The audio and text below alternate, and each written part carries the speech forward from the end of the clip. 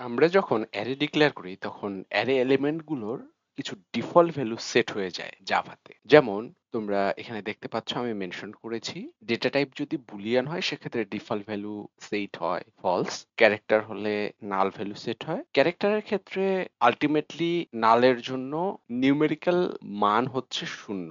এখানে ASCII value নামের আরেকটি জিনিস সম্পর্কিত।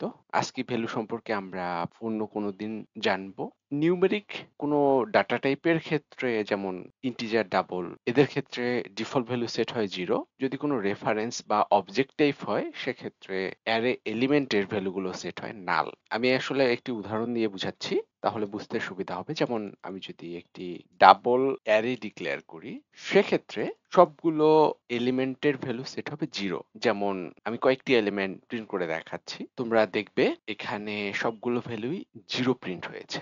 ডাবল অ্যারের সাইজ আমি বলেছি 10, অর্থাৎ ইন্ডেক্স আমরা পাবো 0 থেকে 9 পর্যন্ত। এই রেঞ্জের বাহিরে আমরা যদি অ্যাক্সেস করতে চাই সেক্ষেত্রে আমরা এর আগের ভিডিওতেও দেখেছি একটি এক্সেপশন থ্রো হয়, array index out of bounds exception. আমরা যদি 0 থেকে 9 এর বাইরে কোনো ইন্ডেক্স অ্যাক্সেস করার চেষ্টা করি, যেমন ধরো আমি অ্যাক্সেস করতে চাচ্ছি 20তম ইন্ডেক্স, এটি অবশ্যই সাইজের থেকে বড় অর্থাৎ 0 থেকে 9 রেঞ্জের বাহিরে। এক্ষেত্রে আমি প্রোগ্রামটি রান করলে তোমরা দেখতে পাবে প্রথম 4 লাইনের জন্য আমাদের আউটপুট প্রিন্ট হয়েছে। যখন সর্বশেষ প্রিন্ট এলএন লাইনটিতে এসেছি তখন একটি এক্সেপশন থ্রো করেছে। পরবর্তীতে আমরা এক্সেপশন নিয়ে বিস্তারিত আলোচনা করব। এখন একটা বিষয় একটু বলে রাখি, জাভাতে যখন তোমরা দেখবে যে একটি এক্সেপশন থ্রো হয়েছে এর অর্থ হচ্ছে ওই পজিশনে কোনো একটি আনওয়ান্টেড সিচুয়েশন অ্যারাইজ হয়েছে। অর্থাৎ জাভা আনওয়ান্টেড সিচুয়েশন বা আনহ্যান্ডেলড কোনো সিচুয়েশন বোঝাতে এক্সেপশন থ্রো করে এবং এটি অবশ্যই ভিন্ন ভিন্ন সিচুয়েশনে জাভা ভিন্ন ভিন্ন এক্সেপশন থ্রো করে থাকে। জাভাতে অ্যারে আসলে একটি অবজেক্ট বা রেফারেন্স টাইপ, এই বিষয়টি খুবই গুরুত্বপূর্ণ। কেননা আমরা যখন প্রিমিটিভ টাইপ নিয়ে কাজ করি তখন প্রিমিটিভ টাইপের ভেরিয়েবল গুলো একভাবে কাজ করে এবং ভেরিয়েবল গুলো যদি অবজেক্ট বা রেফারেন্স টাইপ হয় সেক্ষেত্রে তাদের কাজের ধরন একটু আলাদা হয়। আমি বিষয়টি উদাহরণ দিয়ে বোঝাচ্ছি। ধরো আমি একটি প্রিমিটিভ টাইপের ভেরিয়েবল ডিক্লেয়ার করছি। আমি বললাম, তার আগে আমি এই লাইনটি কমেন্ট আউট করছি যেহেতু এটি একটি এক্সেপশন থ্রো করছে। আমি ডিক্লেয়ার করছি ইন্টিজার মাই ভ্যালু এবং ভেরিয়েবলে অ্যাসাইন করছি 20। মাই ভ্যালুকে আমি যদি অন্য একটি ভেরিয়েবল অ্যাসাইন করি, যেমন আমি যদি বলি integer another value equal to my value, এই অবস্থায় আমি যদি দুটো ভেরিয়েবলকে প্রিন্ট করে দেখাই তাহলে আউটপুট কি আসবে? উত্তর খুবই সহজ। মাই ভ্যালু এর মান 20, অ্যানাদার ভ্যালুতে মাই ভ্যালু অ্যাসাইন হওয়ার কারণে অ্যানাদার ভ্যালু এর মানও আমরা 20 পাবো। আমি প্রোগ্রামটি রান করাচ্ছি এবং আমাদের এক্সপেকটেশন অনুসারে আউটপুটে মাই ভ্যালু এবং অ্যানাদার ভ্যালু 20 প্রিন্ট করেছে। এবার আমি যদি অ্যানাদার ভ্যালু এর মান পরিবর্তন করতে চাই কি রকম, ধরো আমি বললাম অ্যানাদার ভ্যালু ইকুয়াল টু 175। এই অবস্থায় আমি যদি প্রোগ্রামটি রান করি তাহলে তোমরা দেখতে পাচ্ছ অ্যানাদার ভ্যালু এর মান 175 এ পরিবর্তিত হয়েছে। একটা বিষয় খেয়াল করো, অ্যানাদার ভ্যালু এবং মাই ভ্যালু এই লাইনে কিন্তু উভয় ভ্যালুর মানই কিন্তু শুরুতে 20 ছিল। এরপর আমি অ্যানাদার ভ্যালু এর মান 175 পরিবর্তন করলেও মাই ভ্যালু এর মানে কিন্তু তার কোনো ইম্প্যাক্ট নেই, যে কারণে আমরা মাই ভ্যালু এর মান অপরিবর্তিত দেখতে পাচ্ছি। তোমরা হয়তো চিন্তা করছো যে কেন আমি এই কথাটি বলছি। রেফারেন্স টাইপের ভেরিয়েবল কিভাবে কাজ করে এটি বোঝার জন্য এই কনসেপ্টটি খুবই গুরুত্বপূর্ণ। একটু পরে উদাহরণ দেখলে তোমাদের ক্লিয়ার হয়ে যাবে বিষয়টি। এবার আসি অ্যারেতে। ধরো আমি অ্যারের কিছু মান অ্যাসাইন করছি। এখানে আমি শুরুর 4টি ইন্ডেক্সের ভ্যালু চেঞ্জ করে দিলাম। এরপর অ্যারের মান প্রিন্ট করলাম।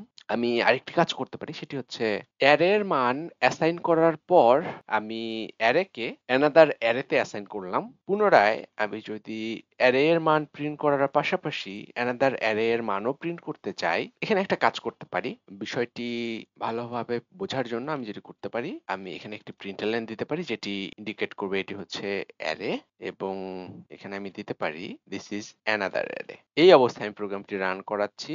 দেখো শুরুতে আমি একটি অ্যারে ডিক্লেয়ার করেছি, এরপর অ্যারের বিভিন্ন ইন্ডেক্সের ভ্যালু সেট করেছি এই অবস্থায় আমি অ্যারেকে অ্যানাদার অ্যারেতে অ্যাসাইন করেছি। যখনই আমি অ্যানাদার অ্যারেতে অ্যারে অ্যাসাইন করেছি, অ্যানাদার অ্যারে এর ভ্যালুগুলো অ্যারে এর অনুরূপ ভ্যালুতে পরিবর্তিত হয়েছে। এ কারণে আমি যখন অ্যারে প্রিন্ট করছি, তখন এটি প্রিন্ট করছে ২০, ১৪, ২৩, ৪২৩ এবং এর পরবর্তীতে আমি যখন অ্যানাদার অ্যারে প্রিন্ট করেছি, আমরা দেখতে পাচ্ছি অ্যানাদার অ্যারে এর মানগুলোও অ্যারে এর অনুরূপ। এবার ধরো আমি অ্যানাদার অ্যারে এর ভ্যালুগুলো পরিবর্তন করতে চাই। কিরকম? ধরলাম আমি সবগুলো ভ্যালুকে দ্বিগুণ করতে চাই। আমি যেটি করব, অ্যানাদার অ্যারেতে অ্যারে অ্যাসাইন করার পর অ্যানাদার অ্যারে এর সবগুলো মানকে আমি দ্বিগুণ করিয়ে দিলাম। প্রিমিটিভ টাইপের মতো করে চিন্তা করলে আমাদের আউটপুটে অ্যানাদার অ্যারে এর ভ্যালুগুলো ডাবল হয়ে যাবার কথা, কিন্তু এতে করে অ্যারে এর ভ্যালুগুলোতে কোনো ইম্প্যাক্ট পড়ার কথা না। আমি প্রোগ্রামটি রান করালাম। তোমরা দেখতে পাচ্ছ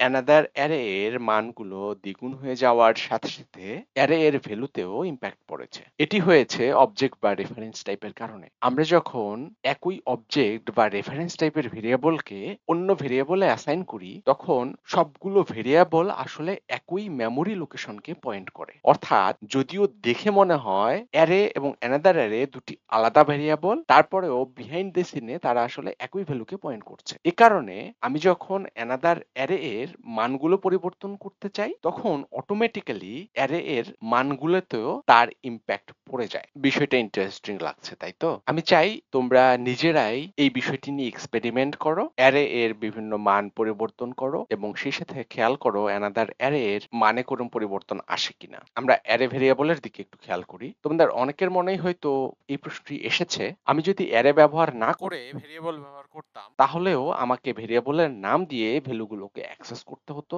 এখনো কিন্তু আমরা তাইই করছি, তবে একটু ভিন্নভাবে। আমি ভ্যালু অ্যাক্সেস করার জন্য ব্যবহার করছি ইনডেক্স। তাহলে আমার ভেরিয়েবলের ব্যবহার এবং অ্যারে এর ভ্যালু অ্যাক্সেস এর মধ্যে তেমন কোনো পার্থক্য নেই। তাহলে মনে প্রশ্ন আসাটাই স্বাভাবিক, আমরা অ্যারে কেন ব্যবহার করছি? আসলে যখন অনেক সংখ্যক ভ্যালু নিয়ে কাজ করার প্রয়োজন হয়, সেক্ষেত্রে আমরা সিঙ্গেল ইন্ডেক্স লিখে অ্যারে ব্যবহার করব না। জাভাতে আরো বেটার ওয়েতে কাজটি করা যায় লুপ ব্যবহার করার মাধ্যমে। আমরা খুব শীঘ্রই জাভাতে লুপ ব্যবহার শিখব। এরপর পুনরায় দেখব কিভাবে এলিগেন্ট ওয়েতে লুপ ব্যবহার করার মাধ্যমে অ্যারে নিয়ে কাজ করা যায়।